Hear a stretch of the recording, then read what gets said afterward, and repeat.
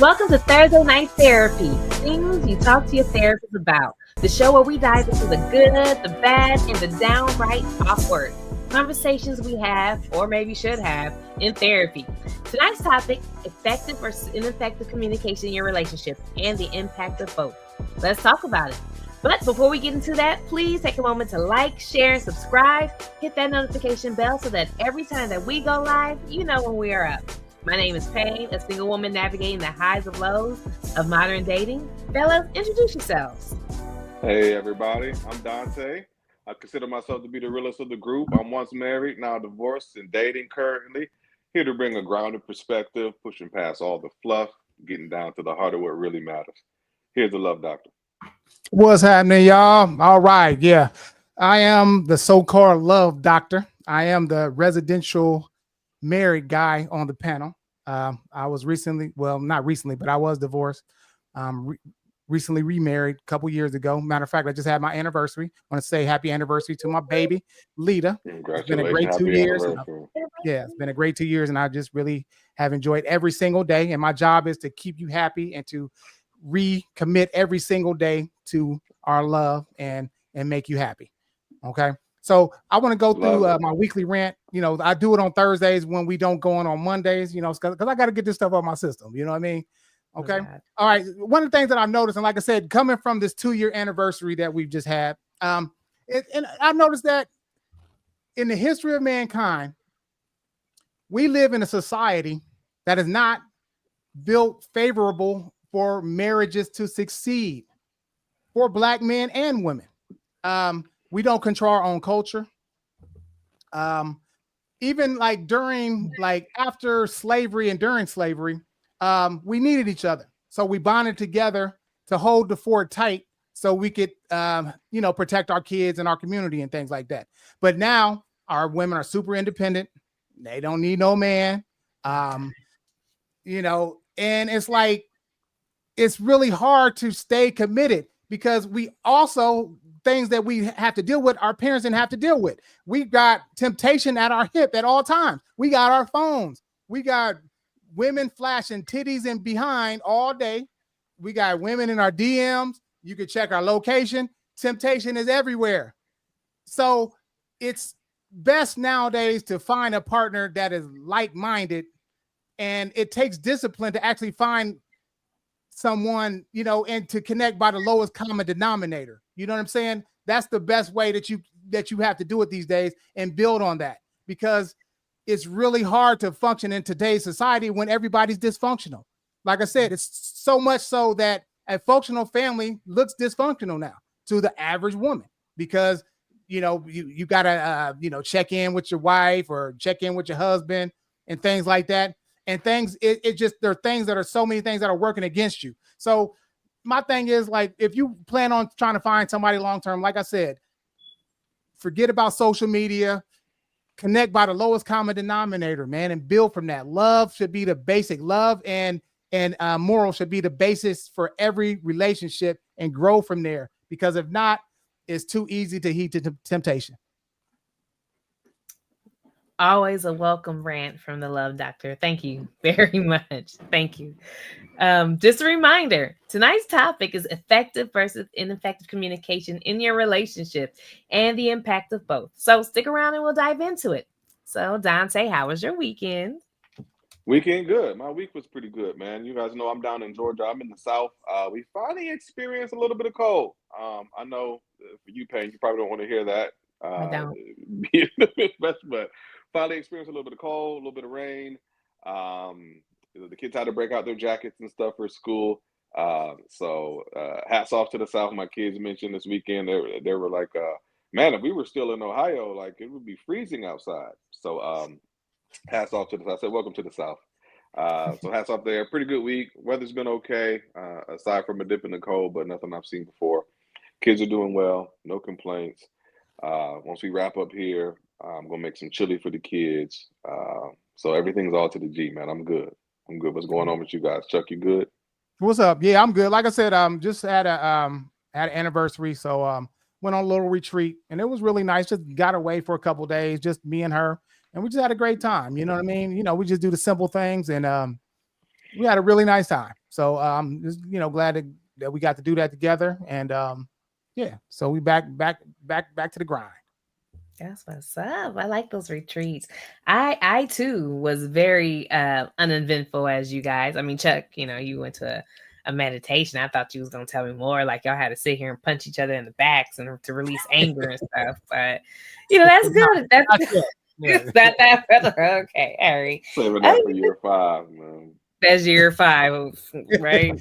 Shit, my last year 5 was shit. Hey, we was done. It was over. Yeah, magic number. But I didn't do anything this weekend. I ended up going to the casino and I learned how to play craps. So that's a game I might not ever play again. But what? It was cool. Like I get it. It was very complex, and I'm just not good at gambling. Like God just didn't give me that type of skill. So the only type of gambling I like to do is the slots because it's just at least the lights interest me. So other than that, that's all I did. Yeah, hey, what's up, Charmaine? Shout out. What's up, man? Hey, Charmaine. All right. Well, now let's talk about current events. What you got, Tay? Oh man, current events this week. So, yo, check this out. I don't know if y'all heard, but your boy Mike Tyson, Iron Mike Tyson, going back to the ring this weekend, tomorrow, Friday, November the 15th, fighting none other than the internet sensation turned pro boxer Jake Paul. Listen, y'all. Mike Tyson is 58 years old. Getting back into the ring, and he's going to fight this strapping young man who is 27 years young. This is going on tomorrow. There's been a lot of kickback and backlash from the boxing community related to like, come on, bro. Why are you fighting this old man? There's been a lot of that. But also, I don't know, maybe I'm a homer. I've been watching some of Mike's workout videos, man, and I ain't gonna lie. That's the scariest 58-year-old I've ever seen in my life, bar none.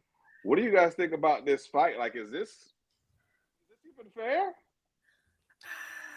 Well, go ahead, Chuck Champagne. Chuck is a boxing guy, so he could talk about it. Go ahead.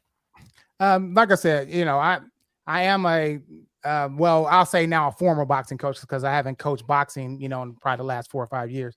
But listen, man, the thing about it is Mike Tyson, when he fought 20 years ago, he was already washed up back then. He couldn't take a punch. He was at the end of his ropes. Now, like I said, when you get older, the hardest thing about when you're getting older is to be consistent for a long period of time with your physicality. Now, like I said, you can go off in a barrage of punches and everything, but after like the second round, man, he's going to be done, man. I mean, your muscles, just when you get older, you're not going to be able to carry that type of intensity for that long of a time. Father Time is undefeated from anybody. And like I said, he's fighting against, the only thing he has experience over Jake Paul. Jake Paul really hasn't he's been fighting like MMA guys, but he's not seasoned in fighting boxing guys. And I can tell you from like when I used to get in there and spar, right? So when I first started sparring, I was sparring my boy Timbo, right? And Timbo, what I'm saying, he was like, I ain't gonna say he a journeyman, but he wasn't a champion or anything, right? He probably was like, I'll say when I sparred him, he was probably like 7 and I'll say all right, 12 and 5 or something like that, right? And so, and he a little shorter than me. So I got in there. I'm like, man, I'm about to blast this little nigga. So, right. So when I get in there, I'm swinging at him. I couldn't hit him. Like he was catching everything with his forearm. So it was like I was getting drained by throwing all my punches that he had the experience on me. You know what I'm saying? So he was absorbing my punches. I still held my own. Don't get me wrong. But when you got experience, you know how to survive in the ring. And for me, training kids from when they're younger, like I always put my nephew in there with the bigger guy, so he knows how to have good defense and avoid punches and things like that. So there's little subtleties into the boxing game when you grow up in it that you learn how to survive and not get hit. That that Jake Paul, like I said, he can punch, but like I said, it's still going to be I think it's gonna be a little bit harder to catch Mike than him fight the MMA guys, because he's normally fighting the smaller MMA guys. Now he's fighting somebody that's his size. But like I said, after the second round, straight up, man, I don't know. Like if Tyson is in there, he throw all his hard punches. He might get clipped, man. I hope not, but I mean, he's 57. Come on, bro. Seriously. Yeah, man. Bro, 58 years old, man. It'll be a sad day to see Mike go down, man. He one of our legends, man. He one of our people. It'll be sad to see Mike go down, man. To me, this is ridiculous. This is a man 58 years old. And what's gonna happen is that I'm gonna get downright pissed off if I see him knock out Iron Mike Tyson, of all the people, at 58 years old. Like, man, cut that out. So, in all honesty, I hope he get a young boy what he want. I hope he get a young boy exactly what he want. Right. It's a money grab. Oh my gosh. Yeah, it seems like a little bit of an ego thing too, because as an older man, don't you want to sit back and relax and kind of chill out? Who wants to fight? 40 mil. What you mean? I mean, yeah, but if you get a hemorrhage, if he knocks your brain, like you said, Father Time is undefeated. You're not. Yeah. Your bones aren't the same way as they were when you were in your 20s. So yeah, 40 million is great, but if you're an invalid, you can't really spend it, can you? I guess your kids are good, so but that's all I can. Because he is a journeyman. I watch him knock out. Yeah, Timbo, he can punch. Yeah, that's the dude that I sparred. Yeah, he can punch, man. If he, like I said, they put me in there with this big dude with no experience that could punch, and I blasted that dude up out of there. You know what I'm saying? Just for the record. You know what I'm saying? But Timbo was a little bit harder to hit, though. So size doesn't matter. Right. And if you know how to defend yourself. You know what I'm saying? For real. Not if you know how to defend yourself. But like I said, as your reflexes start to go, you know what I'm saying? Like I said, after the second round, we're gonna see right there, man. But the first couple rounds, Jake Paul gonna be on that bicycle, trust me. And then after that, now is it an 8-rounder? They said it's a real. They're doing 8 2-minute rounds, bro. Oh, okay. That'll help Mike. That'll help Mike. That's good. Help Mike. So all right. Let's go to the next one. What you got, Champagne? Okay, so for me, because I'm doing a social media cleanse unless it's work related or YouTube, I have Am I the Asshole? And I want to read this and get you guys' opinion. All right, so am I the asshole for telling my mom that my stepdad was cheating with our neighbor and ruining their marriage? So I 19 female, found out my stepdad was cheating on my mom, and now my whole family thinks I'm the bad guy. Here's what happened. I was at the coffee shop the other day, just grabbing a latte and chilling a bit. I see my stepdad walk in. Nothing weird at first, just thought he was getting a coffee. But then our next door neighbor walks in right behind him. And they sit down, they're super close. And I thought, well, maybe it's just a friendly catch up or something. But then they start holding hands, and then he leans over and kisses her right there in the middle of the cafe. I felt sick. My mom has been through so much. I, couldn't believe that it was real, but I had to take pictures. I let her know. So I took a couple pictures just in case, and I showed it to her, and she was devastated because obviously who wouldn't be? So at that time, she confronted him. They've been arguing, and it's just things have not been right ever since. I mean, it's a divorce, right? Or it's cheating. It shouldn't be right. So now her aunts and her uncles are basically telling her that she shouldn't have gotten involved and that it was a grown-up issue and that she ruined her marriage. So they keep saying that had, she stayed out of it, the mom and stepdad would have worked things out eventually. And the kid or the 19-year-old woman is the reason why they're falling apart. So I ask you guys, is she the asshole for telling her mom that her stepdad was cheating? Chuck, what do you think? No, she was not.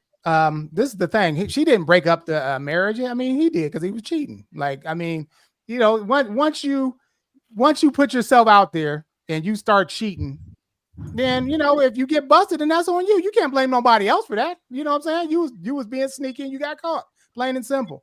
And that's one thing about becoming a man and facing up to your responsibilities, which what I had to do. And what you got to understand is cheating is lying. Anytime you have set up any type of agreement with someone and you break it, then you've cheated or if you've lied about what you are. Like just when some people say that they're in a relationship, it don't matter if you're married or not. If I say that I'm exclusive to you or whatever the case may be, and I break that that seal that we have, whether it's verbal or written down on paper, then I'm a liar and I'm a cheater. So no, that's not her fault. She shouldn't feel bad about that at all. Like, you know, that was his fault for cheating. He just got busted. He just need to you know, that'd be hey.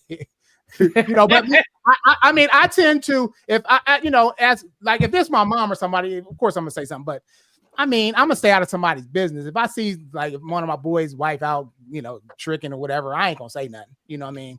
If you know, if that's between them. But you wouldn't say nothing to your homie? I mean, it depends on how close we are, man. Like, Okay. you know, I stay out of people's business, man. You know what I mean? Because I ain't no hater, so it's whatever. Yeah.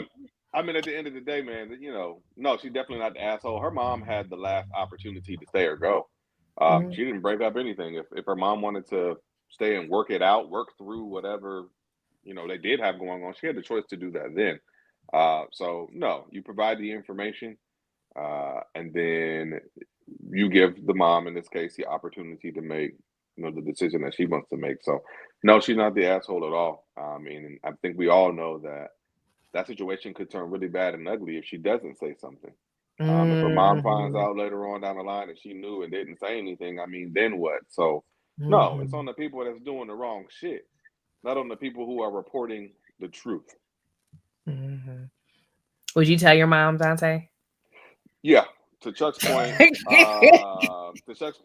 I mind my business most of the time because that's how you stay alive and drama free. But you got my mama fucked up, fam. Like that's my mama, bro. Like that's my mama, bro. That ain't Right. What the hell? So no, it's not happening. And that's what I got. Okay. All right. Okay. So, real quick. yeah. Let me see. I got one real quick that we'll do, and then we're gonna get into our topic. Everybody, hold on one second. We're just gonna go through this real quick. Let me see what y'all think about it. Hold on one second. We got it right here. Okay, this young lady right here. Okay, this lady just went on social media after she went on a date, and the guy that she went out on a date with, it was a first date.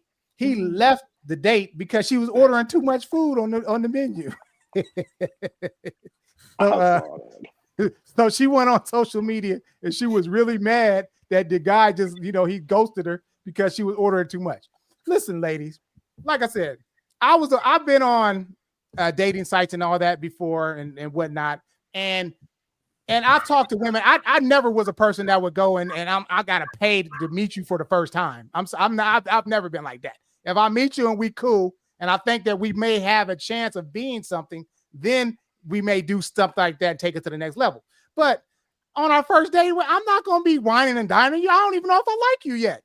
So if she going to go on this date and start ordering all this food and stuff like that, I mean, come on, man. At least be courteous. Like, hey, what can I get or something? Like, come on, man.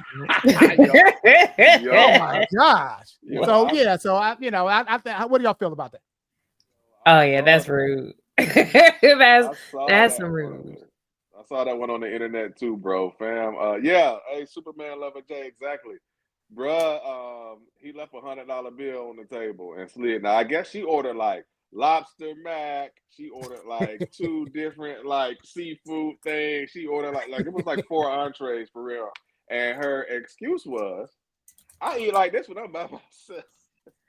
So the bill was $150, and my man had ordered nothing yet. Oh.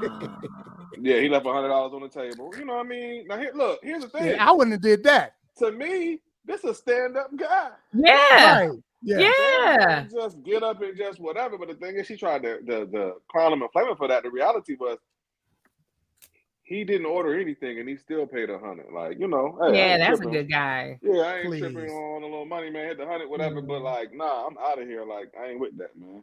Yeah, that's a dude. That's a healed individual. He saw that there was some flags, and he was still a gentleman. He did a gentleman's back because a lot of guys would not have done that. All right, I know 2 of them on this show who would not have done that. All right. Right.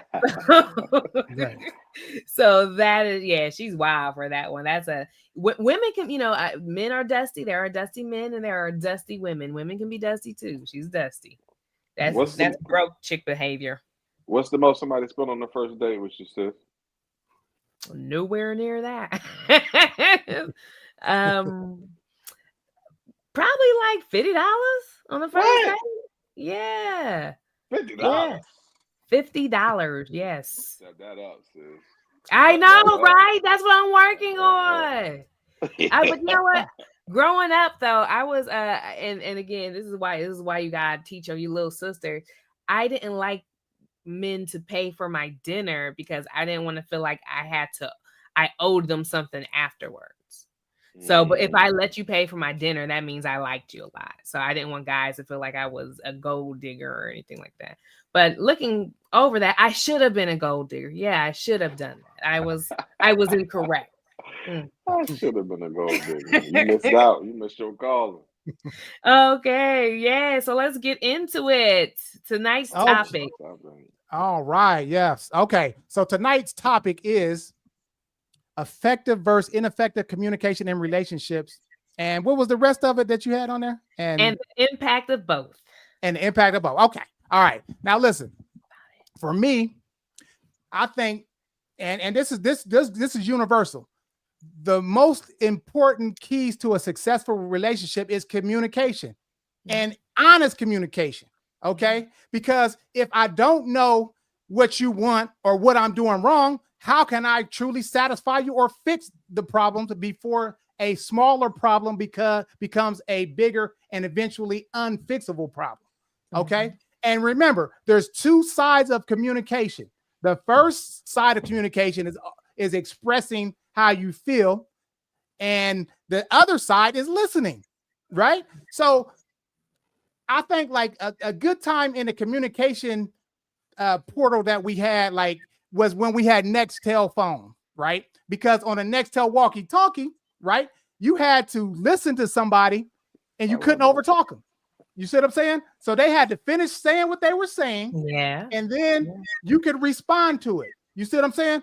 That's how communication should work on a larger scale. Because if you really care about the other person and care about their needs and things like that, you will listen to them. And also you will communicate the things that you don't like. Like I said, I always come in and express my pet peeves from the beginning so we can work these things out. You know what I'm saying? Because if not, then it's going to become a problem. And like I said, some people have those little pet peeves that are deal breakers that could cause the relationship not to work. You know what I'm saying? And where it could have just been a simple conversation and you could have rectified this thing.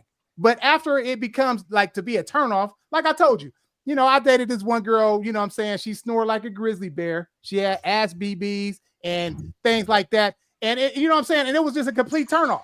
You know what I mean? And those are things that I should have communicated to her, you know what I'm saying? So she could have shaved and she could have just took care of the things that she needed to take care of. And it could have worked out a little bit better. But since I didn't say anything, she was a turnoff to me totally. She was no longer a sexual object. And I couldn't do it. And just like I was talking to this cop, she was farting all the time. You know what I'm saying? And man, bro, I can't do it. Don't be farting around me, dog. That shit ain't all the cute. time. Yeah, she would be laughing after she did it. I'm like, bro, look, I don't dig this farting shit. But see, remember, she wasn't listening. She kept doing this shit, and I banged out because it's a turnoff. I don't like that. So listen, when you have certain needs, or there's certain things that you're bothered by that are fixable, make sure you communicate that to your partner. I'm always very transparent on everything. Me and my wife, we don't have any secrets. We talk. If there's something that's bothering us, we may not like it at the time, but we express it and we deal with it head on. So we could get over this today. We're getting over this today. What's the problem? So we talk about it, we resolve it, and we move on. If not, then I'm gonna sit back like in my head, like, man, she getting on my nerves, man. Fuck, I'm going out tonight. Fuck this shit. You know what I'm saying? And then that's where shit happens. Then I might go out, get on some of these hoes, and then the shit is over.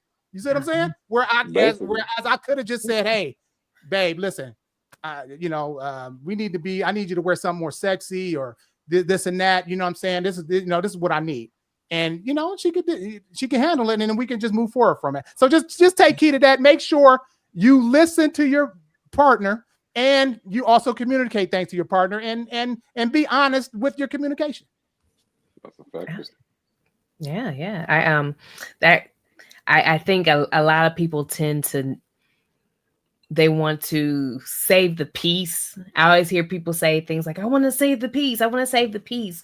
And they don't talk about important things that perhaps if you had this conversation, you wouldn't have to save the peace. Maybe if you express that you didn't like this, or you weren't a fan of this, people will stay in relationships and they will bottle up those issues and sit on them for weeks and months and years.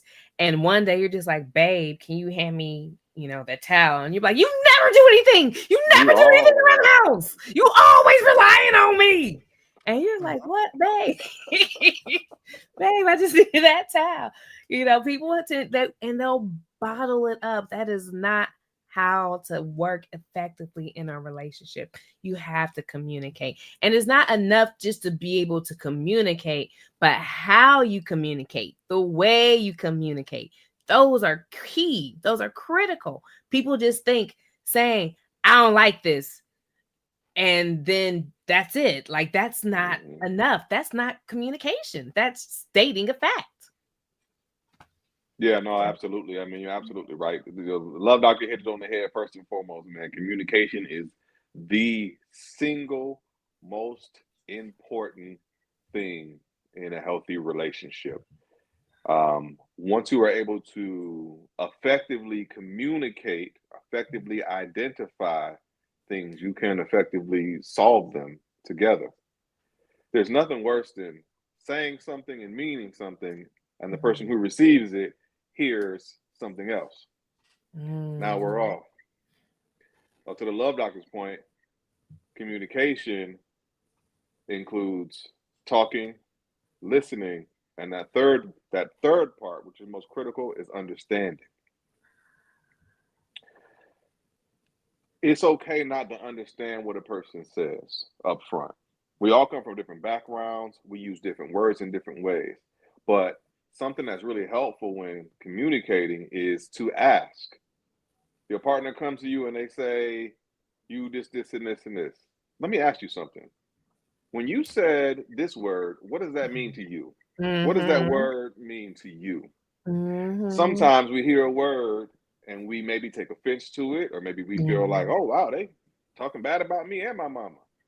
And then you ask them what that word means to them, and they give you an explanation where it's like, oh, I didn't understand that at all. You guys can literally be two ships passing in the night if the communication isn't clear and the communication isn't effective. I'm going to give you guys one more thing related to communication, and then I'll jump back to some stuff later. Effective communication. We'll talk about ineffective later, but effective communication. I worked this job as a manager, and a great company.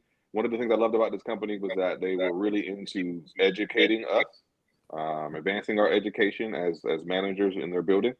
So I took a course related around having crucial conversations, difficult conversations. And one major tidbit that I picked up from that I think is really helpful in communicating with your partner is that when you do sit down to have that conversation, provide an opening statement related to the reason why you want to speak, what it is that you hope to gain out of this conversation. And you can even take the time to say what you're not trying to do. So listen, I'd like to talk to you about something really important to me. First of all, I don't want you to feel in any way like you did something wrong. I like for at the end of this, us to be able to come to a solution that we can use going forward rather than dealing with what actually happened in the past. Okay? When you open that conversation with the clear and concise statement telling the purpose of this meeting, because this is some work stuff, the purpose of this meeting, what you hope to gain out of this meeting, and even anything you want to take a moment to debunk. If you feel like they may feel offended by this part, if you feel like, oh, before I say this, they may not like these particular words, or this may take them to a dark space, you can debunk that in that moment. I don't want this to take you to any spaces you shouldn't go. I don't want this to make you feel any way that I don't intend, but here it is. And if you kind of just lead with that, a lot of the times it opens the ears, and just is a gateway for effective communication. Okay, let's go to our comment. You want to read that, Champagne? Sure. Thomas says, are women really ready for emotionally intelligent men, or do we get called weak when we express ourselves? So, like I said, Dusties exist in women as well. If a woman is calling you weak for expressing yourself, she is Dusty. She's weak. All right. I've never, ever. And one of the things that I pride myself on is just I do have male friends, and they express some deep, dark stuff. And it's a conversation, and a lot of times I don't remember anyway, but you don't have to worry about me bringing it back and like, oh well, Dante, what about last year December 27th when you said you sucked animal butt? Like, you'll never hear me say that. For the record, Dante doesn't do that often, but you would never hear me say that about people. So there are women, and I'm not going to sit here and be like, no woman does that. There are women who will sit there and throw that into your face. I've experienced that from women myself. Who, you share with them something personal, and then they come and they throw it back at you, and you're like, damn, I share that with you. You just have to. I tend to fill out people. That's how you be able to tell who you can really share yourself with, and who you can't. Share with them something that like you don't mind everybody knowing, but like everyone doesn't know, and see how they react to that. Some people won't be able to handle an emotionally intelligent man. You have to leave those for the emotionally intelligent women. We are out here. We do understand. We have conversations. That's the one thing I loved about, I will say, in all of my relationships, communication was not an issue. We all were able to have a conversation of, I don't like this. I don't like when this happens. This hurts my feelings when you do this. And then after we talked about it, it was cool.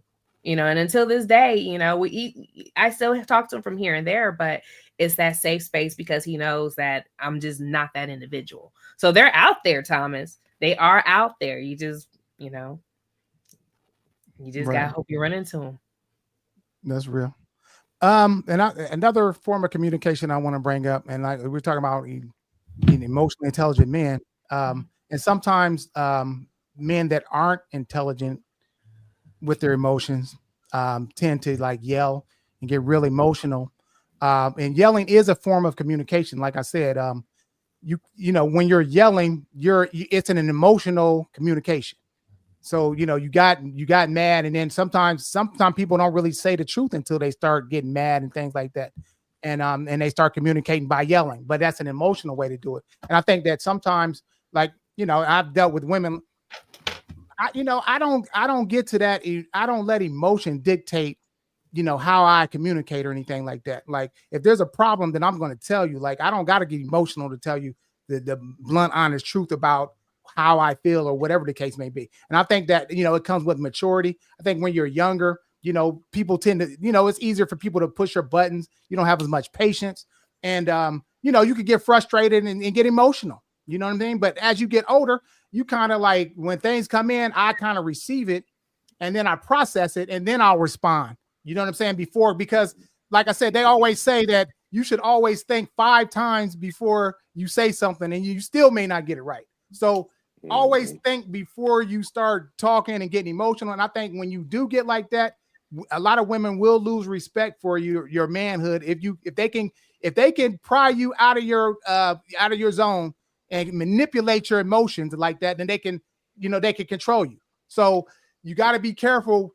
when you're getting emotional, when you're dealing, with your woman, or in any circumstance, even business, whatever the case may be. As a man, let's deal with it, and maybe, get emotional later. You know what I'm saying? But take care of business up front, and then, later on, maybe when you're in your car, start blowing the horn like, motherfucker, you know what I'm saying? Whatever, you know what I'm saying? Do it. I mean, I'm just saying, but just put on a strong face if you're the man, and and handle situations, because people aren't going to follow you if you're more emotional than your woman. Why would she follow you?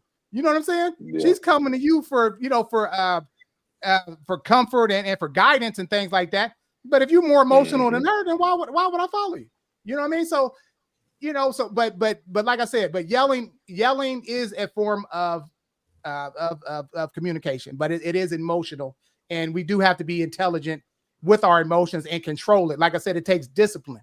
You know what I'm saying? That to not let nobody get you off your thing. You know what I'm saying? When I used to do sales and stuff, like people would always like, man, I don't want that. Stuff like that. I can't get mad at everybody that said that. You know what I'm saying? Now, how am I going to reach the people that do? If I get mad about all my rejections or whatever the case may be. So I had to control my thing. Okay, I'm sorry. And just being in business in general just made me, hold back my feelings when it came to dealing with people and things like that, because I had to. And, remember, I was in the middle of the hood. So I couldn't just be, dogging people and stuff like that, because they knew where I was. They could break my windows or whatever. So I had to control myself. Dealing with Black folks, you have to have more patience. So that taught me a lot of patience and communication, because like I said, if somebody bringing in for me to fix their computer, I have to listen, like what's going on with it, so I can diagnose what's the problem and I can fix it, get paid, and we don't have no problems. If I bring it in like, oh, okay, you need this, and they be like, man, I ain't bringing in for that. You know what I'm saying? And I didn't just did work for nothing. You feel me? So communication in general in any type of relationship is really key. And as men, man, we got to control our feelings, man. Like, and just respond, without being so emotional, because that's what normal females do. So we got to be above that. Yeah, man. I want to jump in on the emotional intelligence piece really, really quick, man. Just like Love Doctor mentioned earlier, communication is more than one part of it. It's speaking, and it's also listening, and it's also understanding. Emotional intelligence is more than just the ability to express yourself related to your own emotions. Mm-hmm. If you're emotionally intelligent, you're also intelligent to the emotions of the people around you as well. Mm-hmm. As that relates, you are able to gauge the emotions of the woman that you're having that conversation with. You'll know how to sit her down the right way based on who she is and where her emotions sit. Hey, baby, let me sit down and talk to you for a second. Listen, there's nothing to get upset or overly upset about. I got some things I just want to get off my chest. Hoping it was cool. You can have a conversation. Is that cool?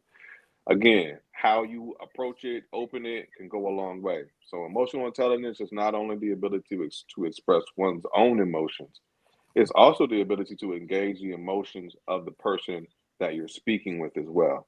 And when you use that properly, you won't offend. You won't come off as overly emotional or whatever the case, because you've used that emotional intelligence on the other side to apply it to, let me think about how she's going to emotionally react and do the things that I need to do in advance to make sure that that doesn't happen and that doesn't get in the way. I just wanted to add that. Yeah, the emotional aspect is a great deal, and I want to also add in. Let's see who Thomas says, we're so conditioned as men to say we're good even in the worst times, or we can speak in our feminine mindset versus our masculine positions. I do think that men are conditioned as well to say they're good all the time, and it's not healthy, because then the woman just thinks, oh, you're always good. You're always good. So I don't need to ask you, how are you doing? I don't need to ask you, how's your day? I don't need to ask you anything about anything traumatic, because you're always good. So that creates it's only about me and my emotions, which is dangerous, because men have emotions. Men are emotional like women. Watch a basketball game and let y'all team lose. Oh, it's crazy. Get shot down in Call of Duty. Oh, it's crazy. There's emotions there, and for people to ignore them, that's ridiculous. But I will say, in communication, it's very important to notice that communication can be all kinds of forms, but for me, there's acceptable communication versus unacceptable communication. Yelling for me, that's unacceptable. I'm a person where we can have a conversation. If my dad and my mom don't yell at me, I can't let no nigga yell at me, because I know I'm not that type of individual. I've been in relationships where a guy felt like he had to yell, and it wasn't a good relationship at all, and he wasn't a good person. So I think it's important that not just men regulate their emotions, but women, we have to regulate our emotions as well. In a lot of my fields, I work around nothing but men, and there's certain times when you can feel the I feel, like you could say the I feel statement, like when it's something about, I feel like when you come in here and you don't speak to me, that you don't like me. Like, that's a little different. But at times you have to understand the logic in things. You have to think from a logical point of view. And I think that women can be logical. It's just not something that is encouraged for us just because it's not in our nature, but logic is a human thing. So I would say, ladies, control your emotions, be logical when you approach a man, and be reasonable when you're listening to him. I think sometimes we listen to rebut versus listening to understand. You know, if he's telling you something, don't sit there ready to jump in like, oh, I can't wait to get my piece in. Listen to what he's saying and don't bring back something from 3 months ago. You know, if a guy starts talking to you about how he feels right then and there, this is not the time for you to bring up the fact that you have suppressed all the tens of thousands of things that he has done. You've had your chance to say your piece. You didn't. This is his time. Let him have it, because now you just sound like you're deflecting. So, you know, women, get your emotions down, get your logic up. That helps with the communication. And when I see relationships where women are a bit more logical than they are emotional, that communication, I feel it's really on par. It's really good because you need less emotion and more communication. And vice versa. The relationship where the guy can tap into his emotion a little bit and express it. So on both sides, you know, when he also taps in, it goes both ways, guys. We have to gain a healthy understanding and appreciation for the opposite sex and what they bring and how they're different, versus, you know, oh, you're not like me. It needs to be an appreciation for the differences, and it then becomes easier. Ineffective communication, now that's something completely different. We talked a lot about effective. We've talked a lot about the things that people should do, but jumping into some ineffective communication. Actually, let me finish this comment. Thomas jumped in, said he was operating from the feminine side, which can be triggered from his upbringing of grandmas, aunties, and mamas and how they communicate with each other. Yep, absolutely. We are products of our environment. And going back to guys being conditioned to say that they're fine, that starts from a child. The first time you fall and I'm clearly in pain.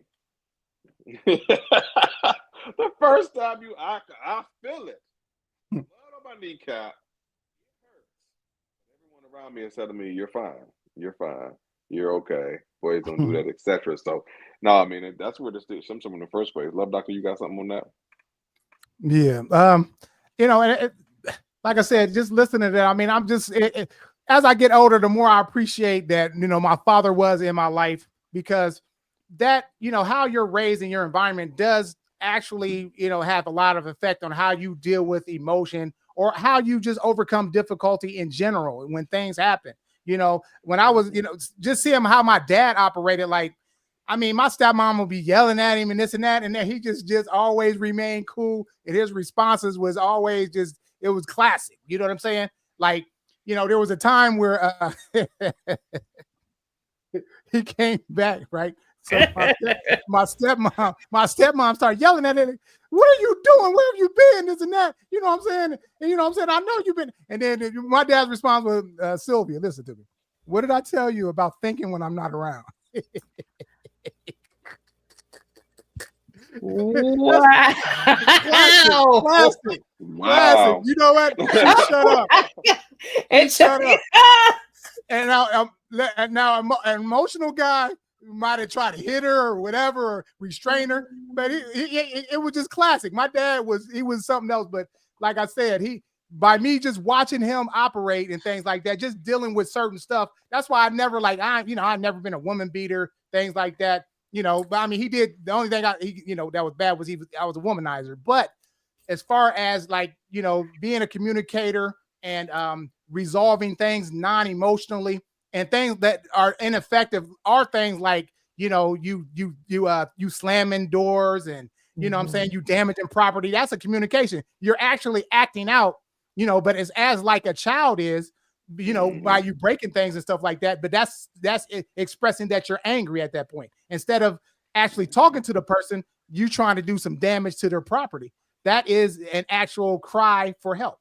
You know what I'm saying? Exactly. And sometimes it's not, you may not get help, but you will get your point across if someone is not listening to, what you're trying to tell them. And then this is how you respond. So you start taking it to the next level. That's how they, and whereas I guess that could be more effective communication, because sometimes people may not listen until you start messing their stuff up. And then you'd be like, No, well, what's your no, problem? no. No, Do no, not no. listen to him in public. We're not gonna let you get that. I'm just saying. Listen, I'm not saying it's right, but what I'm saying is when people start taking stuff to the next level, sometimes people start listening after they do that. You may not be, sure. They may not be listening. But then when somebody, like your girl might be like, why okay, I'm gonna give you another example. I had a production assistant, right? And she always seen the women that I was talking to or whatnot, even though really, you know what, I wasn't in a relationship with her or nothing, but she assumed that we was because we spent so much time with each other. So she was always asking me about these women that I was talking to. I'm like, look, we ain't together. What are you talking about? I wasn't listening to anything that she was saying because I wasn't interested in being in a relationship with her. But then she started going through my phone and started calling these girls. And then after when she did that, I had to address it head on. Like, stay out of my phone. Get away from me. You need to stay away from me if you think we in a relationship. You know what I'm saying? So I had to handle it where I should have done that earlier. You see what I'm saying? So sometimes when you don't listen to somebody, then they could take things to another level because they're trying to communicate, but you're not addressing, their issues. So that's all I'm saying. I'm not saying to go do it. I'm just saying sometimes people do that. And when they do, that's when you finally are like, and sometimes people might commit suicide or anything. And then you're like, damn, he was really sad. I wasn't listening to him. You know what I'm saying? Like, so I'm just saying, so that's why I say sometimes the disconnect with communication can be, a really serious thing. So always take, what somebody says and try to listen to them if you can, because you don't know what that person is really going through inside. Everybody is not like you. Some people might take things to an extreme measure. So just be careful. That's all I'm saying. Yeah, man, and that's a big statement by the love doctor, man. Everybody is not like you. And that's the part of communication that I want you guys to focus on when you are. Again, you want to speak or communicate in a way that's best for the person that you want to receive the information to receive it. When you are speaking to a child, a small child, you do not use words that child does not understand. That is considered ineffective communication. You speak it to a child and you say, son, hand me that comforter. And he's like, what's a comforter? And you spend so long trying to explain what a comforter is, you could have already went and got it yourself by then. So remember, guys, when we communicate, we want to give it so that the receiver can get it the best way that they know how to receive that information. So sometimes we'll talk in codes or letters. Like, I'll work at a job and they'll be like, yeah, the CTI needs a GCT. And I'm like, brother, I just start working here. I don't know what you're talking about. Not effective communication. Once again, you're not getting your point across to me because you're not giving it to me in a way that I can understand. Now, right. Go ahead. Oh, no, real quick. When it comes to kids, like I said, their communication is normally pain and pleasure. You reward them when they do good, and then when they do bad, they normally, the old school way, when I brought my kids up, I tapped that behind. It was pain and pleasure. That was how we communicated. You can't just talk to kids and say, hey, come on, babe, stop doing that.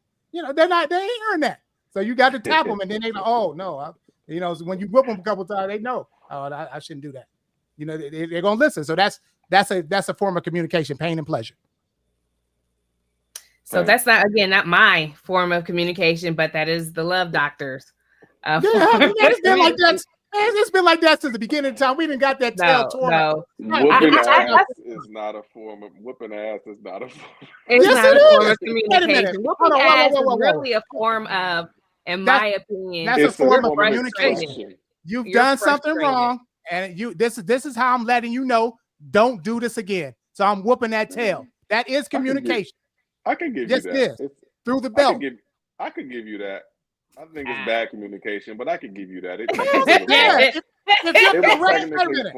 Wait a minute. If you're correcting your child that's doing something wrong and they're not listening for their own good, you got to whoop that tail so they won't do it again or hurt themselves. What are you talking about? What are we talking about here? Like, come on. Just because society says we shouldn't whoop our kids, I'm whooping that ass, bro. Society saying that you should whoop your kids. So just because society says your society. No, listen. If my child does wrong and is not listening to me, they need to be corrected. And if talking don't do it, if punishment don't do it, then I gotta whoop that ass. Are we serious? Y'all didn't get no whoopings when y'all was a kid? That's why I'm against those, because I did get whoopings when I was a kid. And you turned out just fine, Champagne. You turn out just fine. But not everybody does. Shut up, Dante. Not everybody does. There's a lot of people who go to prison who got ass whooped all their life. Woo! But even in that, my thing is, what are you doing in addition to the ass whooping? Because the thing is, I did get my ass whooped, but if you didn't properly communicate to me or set me up to do things right the next time, then you just whooped me for fun. No, because all you do is it's not that. Listen, room to cry. Never no, listen. You never address, so it depends on what else comes. Yeah, with. So that's why I say after I've tried to talk to you, I've put you on punishment, and you still ain't listening. Then you got to get that ass whooped, bro. I'm sorry. If that just with anything, it has to be corrected. You know what I'm saying? Society, like I said, that's why kids get up, they start bad talking their moms. They think that they don't have to bow to no rules because it's a microcosm of how they act in society. If you take care of that at home, you ain't got to worry about it. You know what I'm saying? I'm not saying abuse. I'm just saying you might maybe need to tap their hand or whatever the case. I ain't saying like just beat them down. And I'm saying you're doing it with love because you don't want them to continue to make mistakes. You know what I'm saying? You got to correct your kids, man. Come on now. I mean, we're not saying don't correct your kids. It's just there's other avenues. Kids are people. And one of the things I also remember as a kid, and then I even see as adults, and this comes back to communication because that's a whole nother conversation for another day. But one of the things I've learned in my many roles of leadership is when it comes to effectively communicating, did you effectively communicate what you said? Did you say what you said clearly? Could people understand it? Was it in plain English? Was it precise? Was it concise? There are people who swear up and down that they're clear when they talk to you, but they're not. I remember my grandmother would be like, go over there, get that over there. Where the fuck is over there? And then when I couldn't get it, she would hit me. You know what I'm talking about. You would hit me. Like you wasn't listening. You weren't listening. I don't know, but you did not give clear, concise information. Yeah. Pointing out over there is not, especially like you see all that stuff over there, and I just point like, get that over there for me, Dante. Yeah. Get what? So hey, listen, I grew up with a black mama. I know exactly what to go get. Man, whoop you because she had a bad day today. Like, dang. My mama, if I go up there and find it, I can't find it, Ma. If I go over there and find it, I'm gonna whoop your ass. Okay, let me go find it. Listen, getting beat because the toilet paper is on the wrong side, like it's supposed to be over instead of under. Abused. Yeah, you were abused. It's official. Thank you. We can finish up with that. We didn't know that before the show. Listen, speaking of effective, ineffective communication. Listen, my ex-wife used to do this shit. So peep this. I'm the kind of person that I like to sleep in on the weekends. If it's Saturday or Sunday and I don't have to work, I'm probably asleep until 12 noon. My ex-wife used to come in on the weekend at like 9 in the morning while I'm asleep, touch me to wake me up, and then would give me a laundry list of things that she wanted to talk about. Hey, I need you to do this. Later on, I'm going to need this, and then we're going to need this today. And the whole time I'm asleep, but I'm like, She leaves. I go out. Boom. Later on, each other. Hey, did you do this? Do I do what? I don't know what she's talking about. I literally woke you up and told you when I'm like, you don't know how to talk to me when I'm sleeping. She was like, oh my God. Oh. It was an entire argument, but it was just literally sitting around like, make sure that I get the information. Yes. In the best way that I need to get it, because that is then effective communication. It's not just, I'm going to say this the way that I need to say this, and it's your job to understand it. It doesn't work that way. You want to be effective, you are the one trying to convey a message. It is you, the speaker, trying to convey the message. Therefore, the obligation falls on you, the speaker, to make sure that you are speaking clearly, concisely, and using definitions appropriately. And that goes double for you, ex-wife. but that's critical. That is so important. I don't think, as I grow up, I learned how to better communicate because in high school I started taking those Toastmasters. You guys ever hear of Toastmasters? Did you do Toastmasters? No. So Toastmasters teaches you about like speeches. like how to do a speech, how to address, you do public speaking. And then I started moving into jobs and careers where I was in leadership. And when I became into those roles of leadership, you deal with people with all kinds of personalities. Some might be like yours, some may be nowhere near yours. But that taught me how to be a better communicator, so that you could put me in a room with damn near anyone and I can communicate effectively.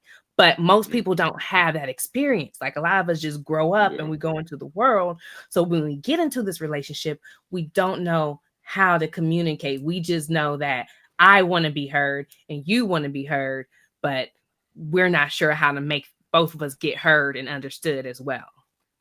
Yep. Yeah. What for you, Love Doctor? What is something that has helped you become better at communication? Because we're not born being good communicators. We have to become one. Right. I think by the best thing for me is just for me being transparent in general. Just me, when I looked at the mirror and said, hey, listen, I don't want to start, and we're talking about in relationships, I don't want us to start off on a bad note. I want us to have the best chance of success. And the best way for me to be successful is to be transparent and communicate everything. I want you to see all of me for what I am. And then if you have any issues, then let's deal with it from the beginning. If you're not transparent, then, these are things that you're going to have, you're just kicking the can down the road and you have to deal with that later on. But I'd rather just get this thing in front of me. Like, listen, if this is who I am, you know what I'm saying? And if this is what you like, then we can move on. That's just what I did. I think, like I said, as I got older and I stopped being deceptive, like I said, look, man, I ain't got to go through that stuff no more, man. Like, and be lying and scheming and all that kind of stuff. It was just that I just changed as a person, and I just wanted, like I said, just something that's real. Because when you don't communicate, or if you actually, you suppress things, then you're not really being your full representation of who you are. You're not, what I'm saying, you're hiding something. So being transparent with everything is the truest thing and the best communication that I've ever had. And having somebody that's the same in return is also, so we're on the same page. We ain't got no passcodes to phones. We ain't got no separation on finances. We are completely united as a couple. There's no distance between us. There's nothing that she can't tell me or I can tell her, or whatever the case may be. That's just how we roll. So I would say transparency and just being, available to talk to about whatever subject matter it is. It has been the most successful thing for me. Good. Dante, what's helped you? Yeah, let me jump in, man. Ironically, man, the two things that helped me the most were actually done in the professional world. And I was able to take those things and apply them in my personal world. One was, like I talked to you guys about before, setting up the conversation in advance with clear expectations of why we're here and what you would like for the end result to be. I really like to talk to you about something. What I don't want is for you to get upset. I really just want to feel heard. And hopefully at the end of this, we can come to an agreement that works for both of us. Starting out something like that is going to give a person open ears to be able to intake what it is that you're giving. You're not coming in with a you make me feel every time you do this is going to be, and there's not defensiveness. Part two, again, professional world, working with all these different people. I was taught that it was my job as the manager or leader to coach each individual the way that it was best for them to get the information and to succeed. Same thing, you apply that in your personal life. Know your audience. Who is the individual you're speaking with? What are their triggers? How are they emotionally?